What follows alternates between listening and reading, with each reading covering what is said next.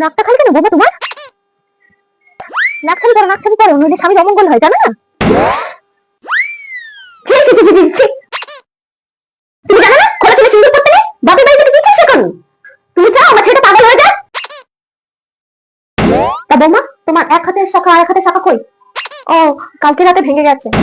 উফ, ভেঙে গেছে বলতে নেই, বলো বেড়ে গেছে, বেড়ে গেছে। তোমাকে বলেছিল বাবা আলতার উপর আলতা পড়তে নেই, আলতার উপর আলতা পড়লে সতীনের সাথে ঘর করতে হয়। খুব শখ হয়েছে না সতীনের সাথে ঘর করার? হলেই বা ক্ষতি কি মা? শুধু আমি একা কেন সহ্য করবো? সতীনে এসে একটু সহ্য করুক। মা একটু, আমি বাজার থেকে আসছি বুঝলেন, চুলের ডগাটা না বড্ড ফেটেছে, একটু না কাটলে হয়। চুল কাটতে জানো না? তুমি জানো না বিয়ের 1 বছরের মধ্যে নতুন বউদের চুল কাটতে নেই? উফ, তুমি দেখছো আমার ছেলে এত অমঙ্গল না করাতে থামবে না। আচ্ছা মা, আপনার ছেলে তো চুল দাড়ি কাটছে কেন?